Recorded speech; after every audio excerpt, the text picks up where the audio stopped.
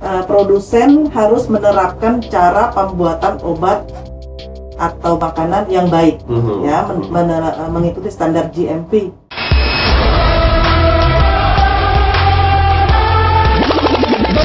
Sonora FM.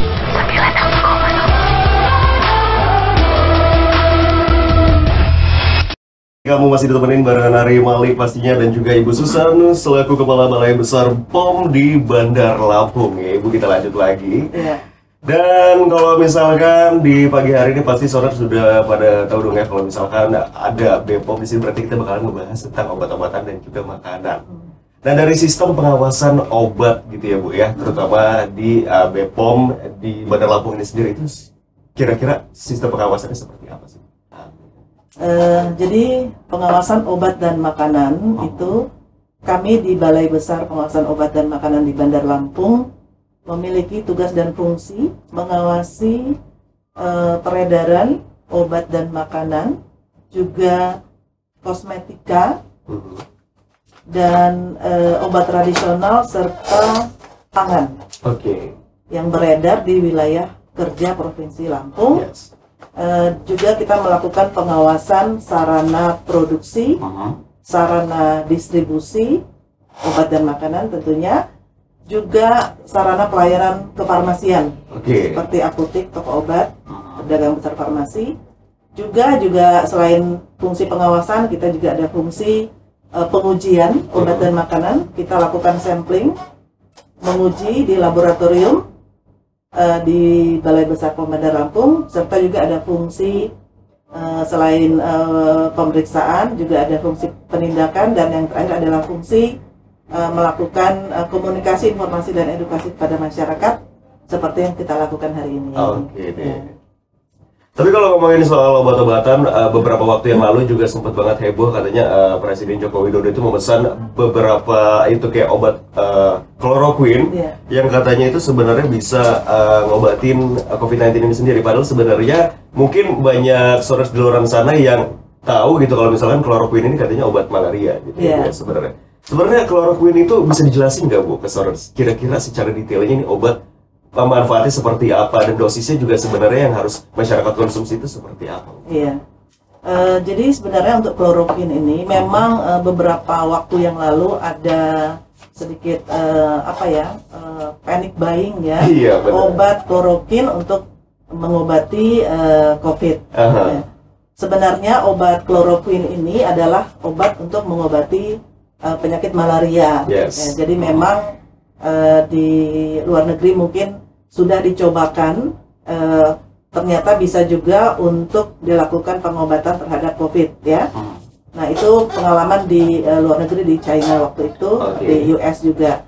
Namun kemudian masyarakat melakukan pembelian langsung ya, melalui online ya, bahwa untuk melakukan pencegahan, padahal itu tidak berfungsi obatnya sebagai pencegahan COVID. Jadi itu sudah salah terapi, salah kaprah ya. Jadi harusnya itu untuk mengobati, tapi bukan obat utama sebenarnya kloroquine ini.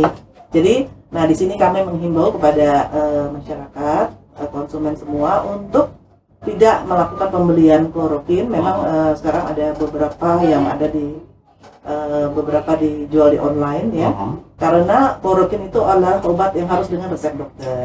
Jadi nggak boleh sembarangan asal beli. Jadi efek sampingnya malah besar itu.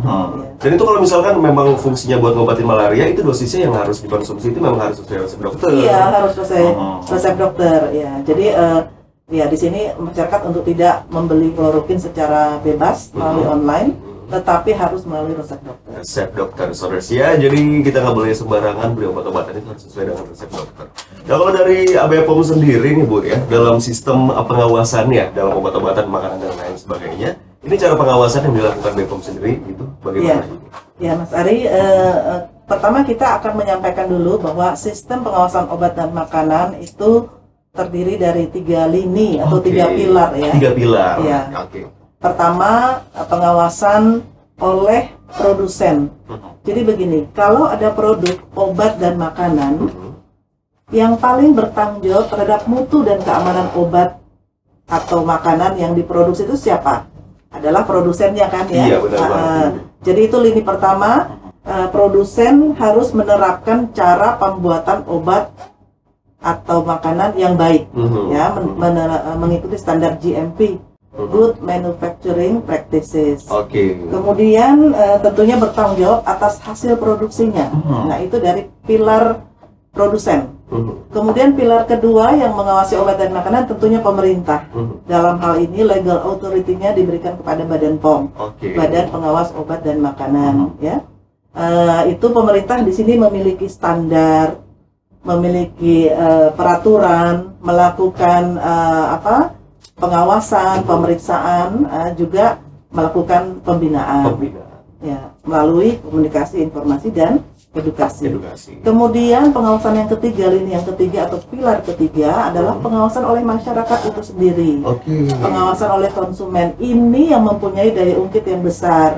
Karena keputusan membeli ada di konsumen itu sendiri. Ya, jadi artinya di sini konsumen harus mampu melindungi diri sendiri, harus membaca label sebelum membeli, ya.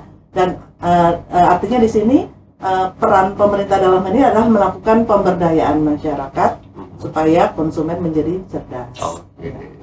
Itu kalau tadi kan dalam sistem pengawasan sendiri ya Bu ya. Dan cara pengawasan itu seperti apa? Ya. Jadi komoditi yang diawasi oleh Badan POM adalah obat.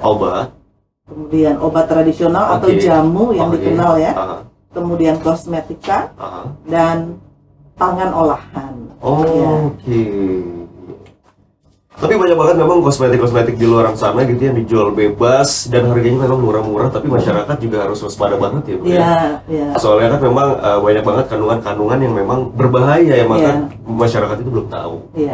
Nanti kami akan menjelaskan satu-satu Mas Ari. Itu nanti tentang cara tips agar konsumen cerdas ya Bu ya.